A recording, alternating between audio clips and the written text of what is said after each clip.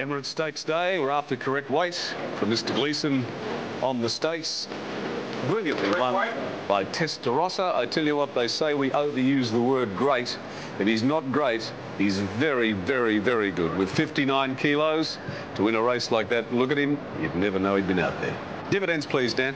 Yes, certainly, Tim. So true. What a great win. It's amazing to think he could actually start at $14.20 on the Super Tab. $4.30 for the place, $3.20 for Weasel Will, $4.70 for Crawl. The Quinella 81.20, Exacta paid $208.50, Trifecta $2,783.60, and the running double paid $104.80 on 2 and 1. So Testarossa probably a little bit longer odds in the betting ring, Tim Gossage, but there was a few that they were back, but no matter how you could run that race, he deserved to be the winner 10 times out of 10. Oh, he's a champ, and bookmakers are very happy with the result, that's for sure and certain. They left the money in the bag with Umrum, Hire and Matter of Honour. Hire was the official beaten favourite in the race. In the next, it doesn't get any easier. Race 7, it's 11-2 the field on the tote, and it's about each way odds the field. There's 7 runners under double figures. Nova Claus at the head of the market along with Avilda. But I will say, Tim Webster, can you believe it? In the Cox Plate, Testarossa started 9-1. Today he started 6 points longer and he won. And it is unbelievable, isn't it? And there are your placings all the way through from Testarossa to Weasel Will and Crawl all the way down to LA Suez. So there's your placings, depending on what you backed. And as I said, you know, amazing that he started at a price like that. And the way he won the race, Testarossa, and walking around there with his rug on, looked like he'd never been out there, hardly blowing out a candle. Marvellous racehorse, he really is. I tell you what, he's taken his winnings now up to very close to $3 million after that win, just a tick under $3 million Testarossa. And to start at that price today was just amazing. Peter and Jenny, I said before, they use that word great too often. I tell you what, he's real close. He's a beauty, Tim. Yeah. That really was. That's the only word you can use for that horse. He is a great horse. Yeah, that was his finest win, as Dean Lawson said. We said it in the preview before the race that he would have to be great to win that. He just had so many things against him today, but the good horses overcome all those things. And that's for sure, and it was a hot field, you know, he's just gone on with it. It was a fantastic effort. Yeah, that's the thing. You know, sometimes horses will overcome adversity against ordinary opposition, but he had the best milers, 1,600-metre horses in Australia to do it against, and he had to come from gate number 18. So there you see it at the start, right over on the outside of the field. He would have actually started from 16, of course, with the scratchings of the 2 emergencies. Now let's see what Patrick does with him. He's just trying to ease his way across, but he doesn't want to lose too much ground. That's the thing. But he had to haul across the back of those horses. And as we suspected, Jen, the pace was pretty hot in the early stages. Yes, it was. And you can see there that he's got some cover. He's 3 wide, but he's got cover. And Patrick Payne, as Dean Lawson said, you know, he's just such a great judge of pace, this jockey. And, you know, he'll settle back, particularly on a horse that can get back and just time his run to perfection. And with horses with that sort of weight, you just have to. They were rolling along in front too. Matter of Honour was able to get to the front fairly cheaply, and he was allowed to stride in the lead without setting a breakneck pace by Larry Cassidy. Yes, well, you know, he was up there, but that's his style of racing anyway. And I thought Crawl, Peter, was a terrific run because he's 3rd last on the fence there. Yep. And I think he wanted to ease out on him, but he couldn't, and he was saving ground on the fence, and all he could do was stay there, and he fought on very gamely. For those of you who backed Umrum, that's him running about 4th at the moment. Now, he's in a bit of a pocket here, and he actually had to angle across them in the home straight, Jimmy Cassidy. You can see there's not much of a runner's pace invader. The grey horse gets up on the inside of him. Now look at Testa winding up in that white band around the outside, and he is really starting to motor. Didn't he fly over the last 400? Did he ever? And I think we'll see just for the next few races them all coming down the centre there as he is, and that's obviously the better going, and that is just the better horse on the day. Simple as that. Yeah, look at him running away. Testarossa in his finest moment defeating Weasel Will in the Emirates Stakes of the year 2000. Let's go to the presentation, and our master of ceremonies, Mr. Rob Gaylard. Thank you, Peter. Ladies and gentlemen, a thrilling race, wonderful finish and a wonderful victory to Testarossa. To begin our presentations, ladies and gentlemen, Chairman of the VRC, Mr. Andrew Ramsden.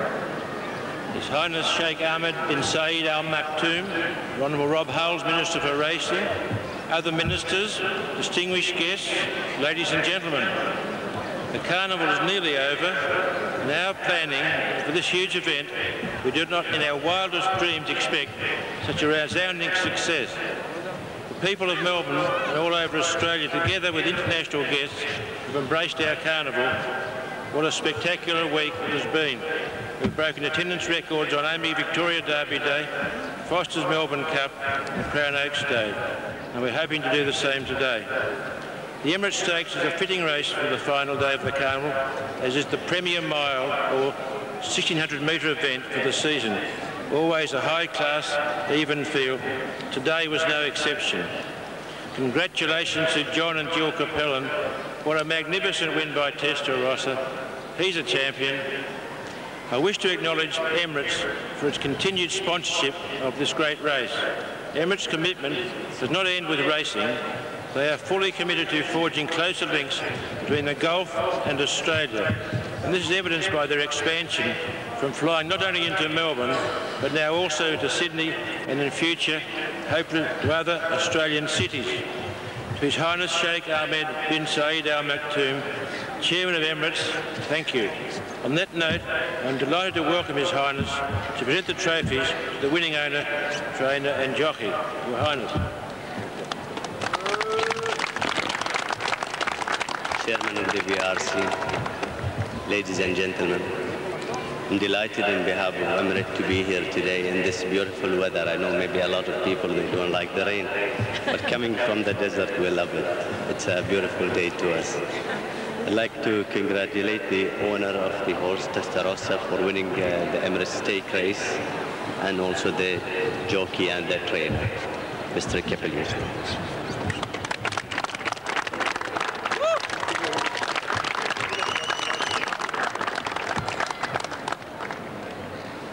Mr. Chairman, members of the committee, Your Royal Highness, distinguished guests, ladies and gentlemen,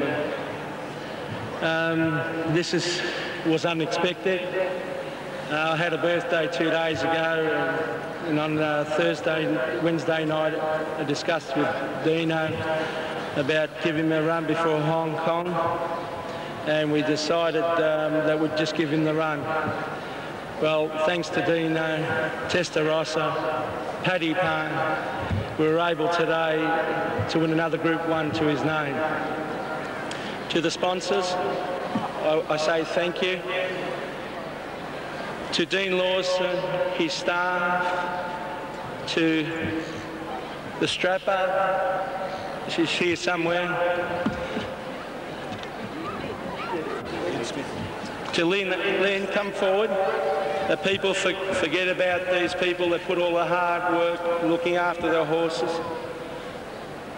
To the jockey, Paddy Payne. Paddy, you couldn't have ridden any better than what you did. Thank you.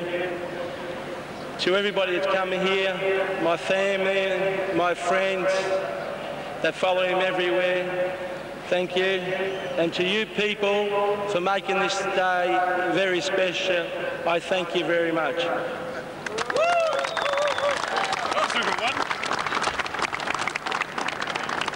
Trainer, please.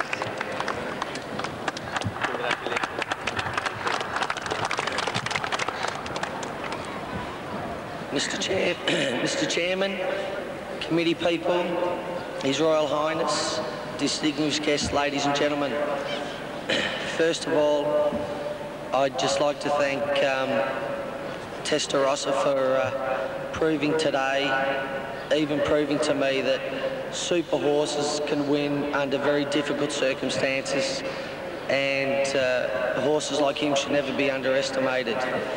I'd also like to thank the owners, John and Jill Capellan, firstly for keeping this horse going for another 12 months after his failure in the autumn, and my wife Samantha for putting up with a very long week this week.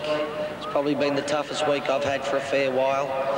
I'd also like to thank Paddy Payne for a super ride, and unfortunately with Paddy's weight so high, he doesn't get the opportunities he should as one of the best jockeys in Australia. I'd also like to thank my father Ray for everything he's done for me over the last 2 years and before that, and my family and all the staff. Thank you. The jockey of Testarossa, Mr. Patrick.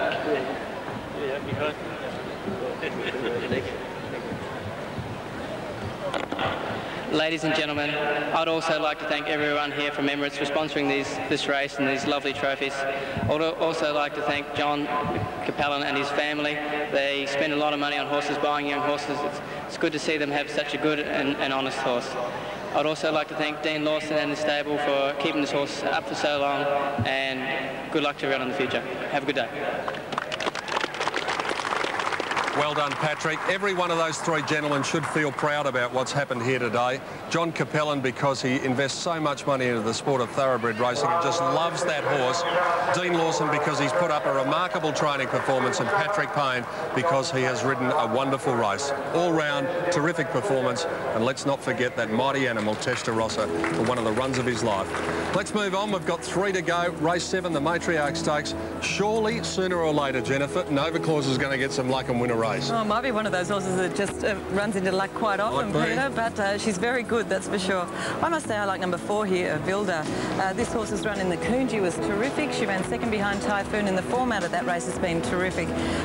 Number 8, Miss Zoe, she's got plenty of class, and she'll enjoy the trip up to 2,000 metres today. And one right down the bottom, number 18, Flushed. I was giving her a chance too. She's only ever put in one bad run in her life, and she's at quite nice odds as well.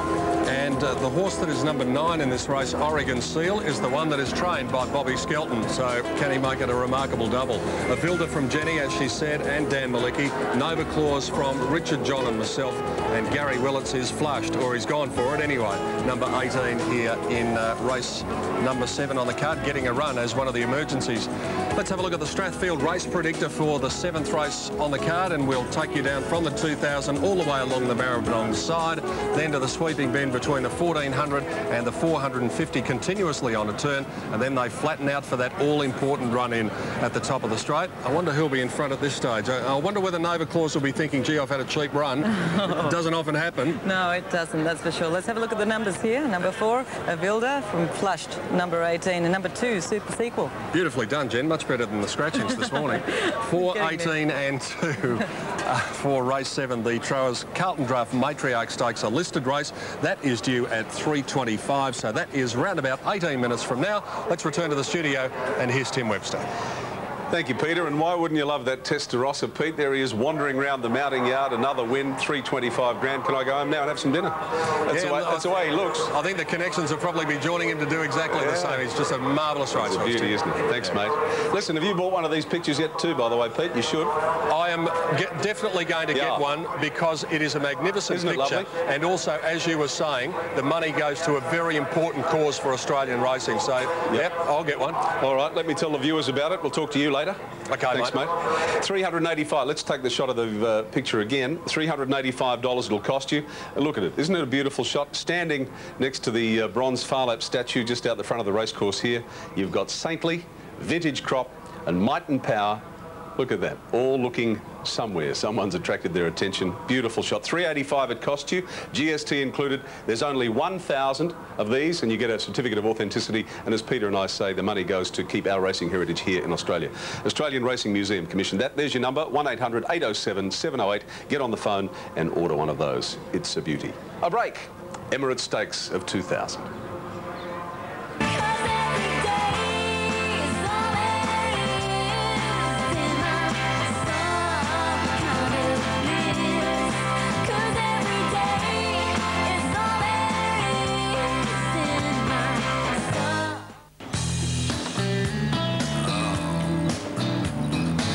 Welcome back. Emirates Stakes Day, Remembrance Day, 2000, November 11. And that's all they ask, to be remembered, so that little people like that can live in this great country forever, free as they are. Those of us who had dads, of course, who fought in the war, know what it's all about. And there's many of us around the country, so spare them a thought today. Those kids lived the life they do because of those men and women who fought in all those wars. Well, ladies and gentlemen, we are at Racing Mecca here, Flemington. This is as good as it gets, but racing's a 12 months a year business, and racing around the country takes place in all sorts of places. A day at a place like Stony Creek can be a lot of fun.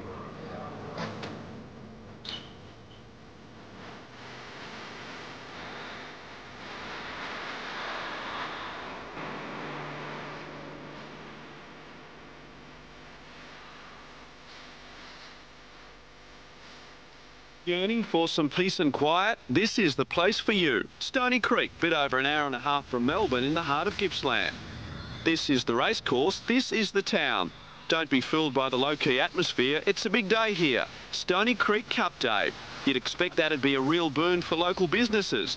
Or should I say business? This is it, the general store. Trade would probably be up today if it was open.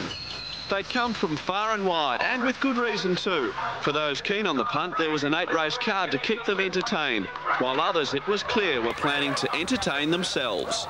A lot of people have come to the races to paint the town red. Others have just come to paint. Did you pinch my brush? Yeah. To paint or be painted, that was the dilemma for many. The Jumping Castle was a huge hit, as it always is. A slow ride was popular with most of the kids, but not all of them. For some, life in the fast lane is more their style.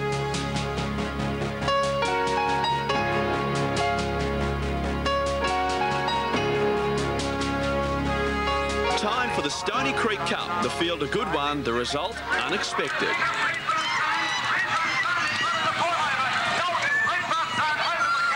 Around 3,000 racegoers had turned out in force. Some won, some lost, but all agreed the Stony Creek Cup is a must. It's got a nice country relaxed feel about it with some serious meats. Right, and where have you come from? Just down the road. How much have you won? He's won nothing. I won $4.60. I won $50. What makes Stony Creek such a good day? Well, Von here's been coming for 25 years and I've been coming for about 15, so does that say something? The racing may have finished, but for a select few, this day was not yet done. If only a common talking point inside these walls. Stony Creek races, a little bit country with a lot of class. This is our first time, but we live in Yellingbo, Warburton area. You come back again? Yep. Yeah, my own. Pardon me, yes, I would. Hope you're ready with it. What about you? How you going? I went rotten, fella. Oh, it's gone.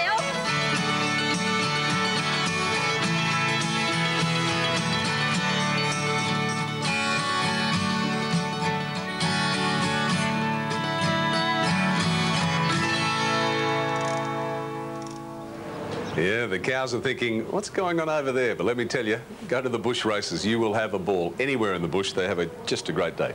Now, our competition for you, our viewers at home, looked after you this year. This is a beaut competition. This is the Honda Civic, the new 5-door hatch. Look at that, little gear stick in the dash. All sorts of new things in this brand new Honda Civic. It's a beauty, more legroom, flat rear floor area, providing more space than it's ever had. Terrific passenger safety and comfort you've come to expect from Honda. It really is a terrific prize. Now, all you have to do, this is extremely simple and very easy, is give us a call and answer a very simple question, and which is, which was the last international horse to win the Melbourne Cup, Belldale Ball, Vintage Crop or Far Lap? And all you need to do is ring the number 1902 555 665, 1902 555 665. Keep entering and we'll announce the winner a little later today before we go from Emirates Stakes Day of 2000. But for the moment, a break. Come back on the other side for race 7.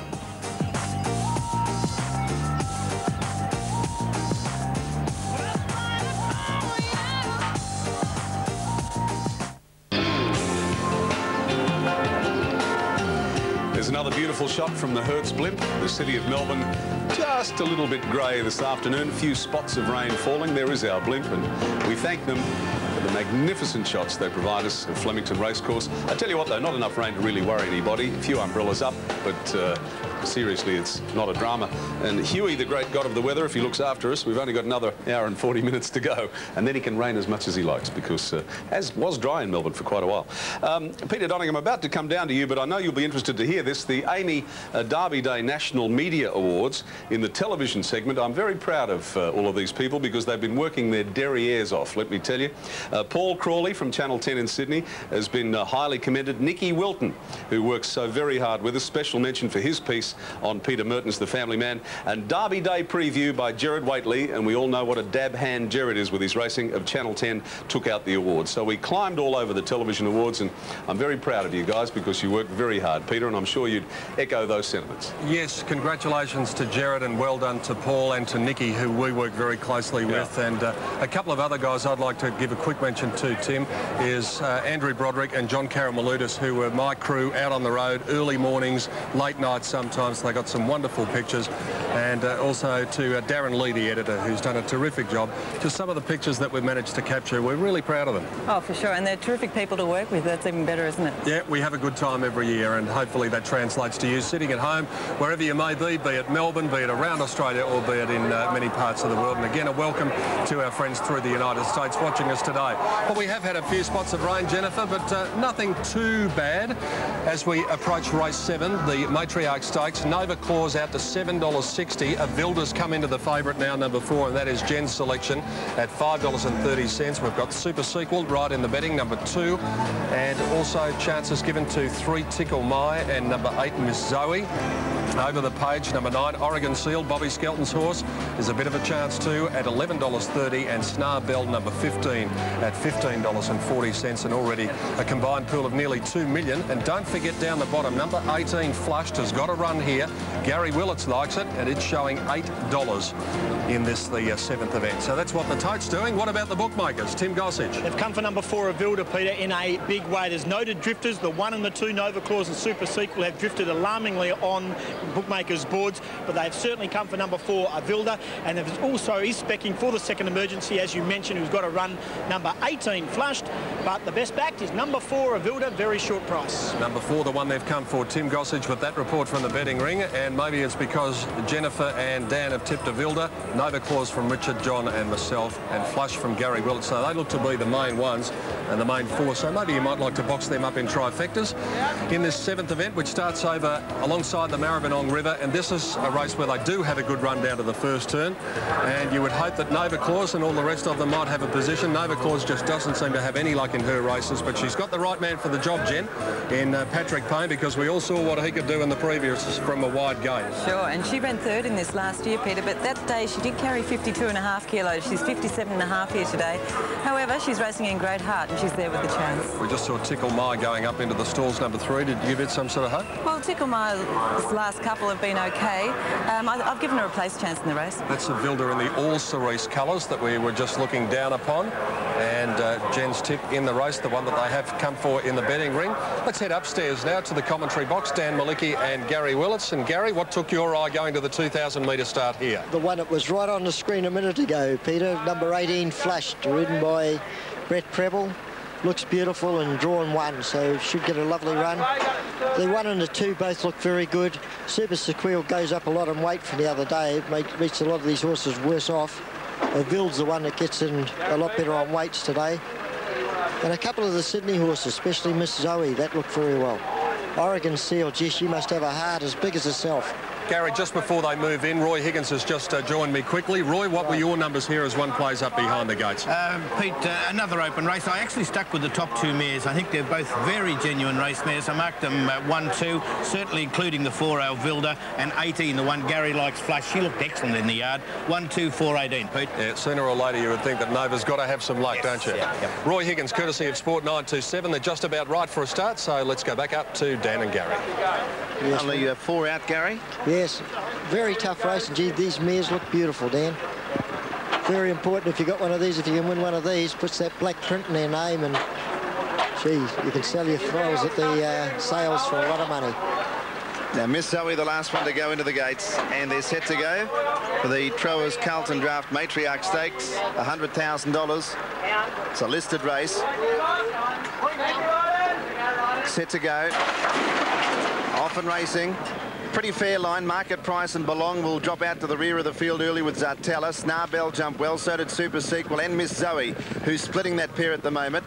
In fourth spot, Madame Plume, and then Queen of the Desert. Wider out was Avilda. Flashed in the pink colours, about 7th on the rails from Umaline now to about midfield. Harmonia the Grey's about midfield at the moment, but it's racing wide. Tickle My over on its inside. And then came Zartella. Next was Nova Claus. Oregon Seals 3 deep about midfield as well. A Market Price drifts back with Sorrento, and Belonga's last. About 1,500 to go, and Miss Zoe goes to the lead. Is 2 lengths in front of Super Sequel. Snarvell running third. Madame Plume fourth, and Avilda 3 wide at the moment. Then came Flashed on the inside from Oregon Seal wider. Queen of the Desert in the centre. Next was Umaline about midfield on the inside from Tickle My and Harmonia 3 wide. A length and a half away Nova Claus also wide again today. Over on the rails was Zartella from Market Price Sorrento, and a length and a half to Belong.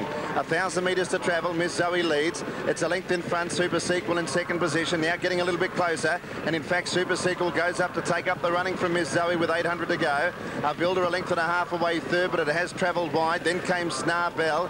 Next in between runners Madame Plume, and then Flashed on the inside of Oregon Seal as Super Sequel dashed away. It'll come up to the bend about 4 lengths in front of Miss Zoe now, who's been tracking wide. So they've all got up on the inside of Miss Zoe, including Flashed, who's making ground on the leader now. Then in third spot, Snarvell. Oregon Seal going back to the inside with Umaline as they turn into the straight. Super Sequel's being tackled now by Flashed. Then Snarvell. Next was Umaline from Oregon Seal, Miss Zoe, Madame Plume. Nova Claus wider out from Tickle My, but Flash kicked away. 300 to go. It's 3 lengths in front. Nova Claus out after it. Then Tickle My and Harmonia. Flashed a good leader though. 200 to go. 3 lengths to Nova Claus, and then came Tickle My and Miss Zoe. Flash has drifted right to the outside rail. It's 3 lengths in front. Coming hard at it was Nova Claus, but it's Flashed in front, and Flashed ends up on the grandstand side of the track and wins. Second Nova Claus, and Tickle My's run third, then Harmonia, Miss Zoe, Market Price, Zartella, then Oregon Seal, Super Sequel, who went early, it tied in the straight, then Sorrento, Avilda, Madame Plume and Snarvell. Umaline dropped out, then Belong, and at the back end of the field was Queen of the Desert. Well, there's Mark Aston. I'd like to talk to Gary, congratulations. Casey. Okay, we'll bring Casey over as well. How do you feel? I feel great, yeah. Very good. Good to be here with my son.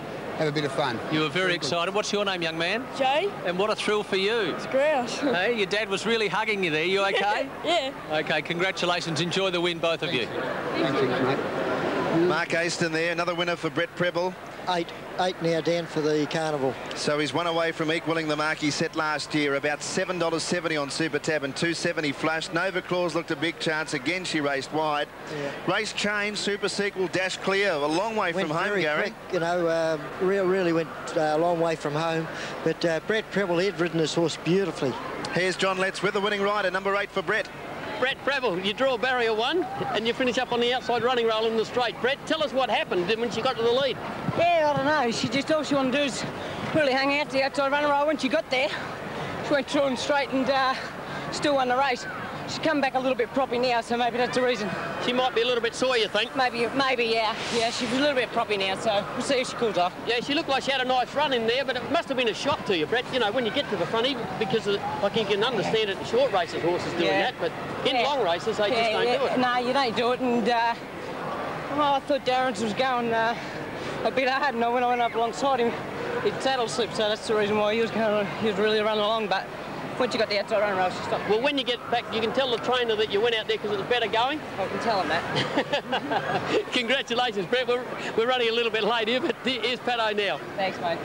Good on you, Lettsy. Well done. And let's join the winning trainer, Kenny Keys, down here at the mounting yard with a big smile on your face. Well, she certainly put the right blinker on coming down the straight. Thanks, Pete. But yeah, I was wondering whether Brett knew where he was going.